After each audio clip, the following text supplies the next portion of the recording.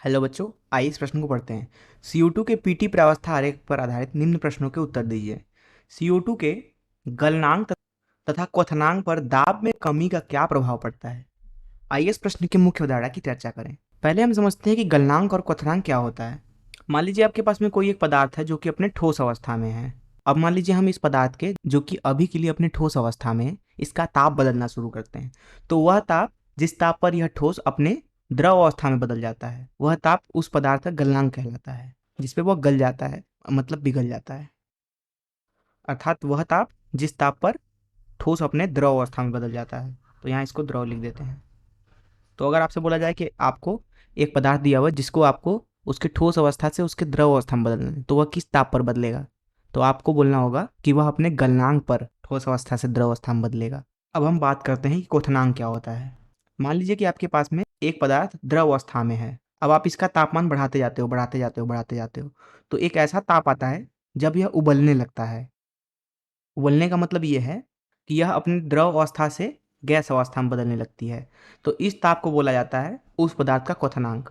जैसे कि आपको पता होगा कि जो पानी होता है वह अपने द्रव अवस्था से गैस अवस्था में 100 डिग्री सेंटीग्रेड पे बदलता है। तो 100 डिग्री सेंटीग्रेड पानी का क्वथनांक हो गया। वहीं अगर आप बात करें पानी के ठोस अवस्था की, जो कि बर्फ़ होता है, तो जो बर्फ़ होता है वह 0 डिग्री सेंटीग्रेड पे पिघलना शुरू हो जाता है। इसलिए जो H2O होता है उसके लिए गलनांक का मान 0 डिग्री सेंटीग्रेड होता है। इन दो चीज़ों को आप ध्यान में रखिए।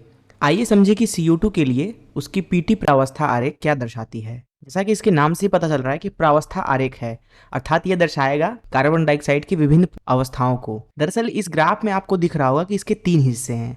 पहला हिस्सा ये हरा वाला हिस्सा,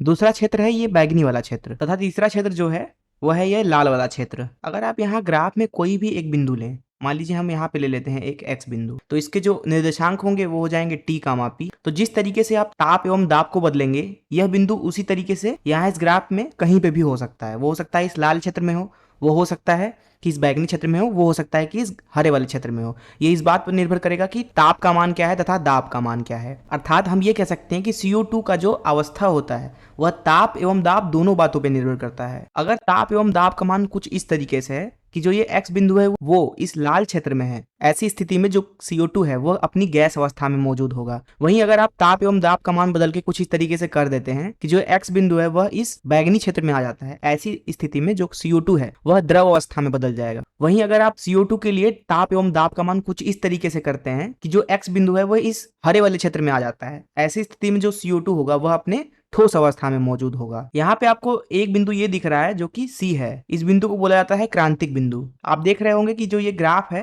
जो इधर से आ रहा है इस तरीके से, वह इस C के आगे नहीं है। इसका कारण यह है कि जो CO2 होता है उसका अगर आप तापमान क्रांतिक ताप से अधिक कर दें तो वह सभी दाब पे गैस में ही मौजूद होता है, वह कभी भी द्रव या ठोस में नहीं बदल सकता है। इस मुख्य उदाहरण का इस्तेमाल करके आइए इस प्रश्न को हल करें। तो यहाँ पे आपको दिख रहा होगा कि मैंने पुनः पीटी प्रावस्था आरेख CO2 के लिए बना लिया है।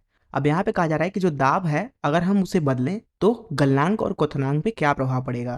पहले हम समझते हैं कि वो गलनांक बिंदु और क्वथनांक बिंदु यहाँ पे कहाँ पे हैं। हम मान लेते हैं कि एक कोई भी दाब कुछ इस तरीके से, हम कोई भी एक दाब ले लेते हैं। मान लीजिए वह दाब P के बराबर है।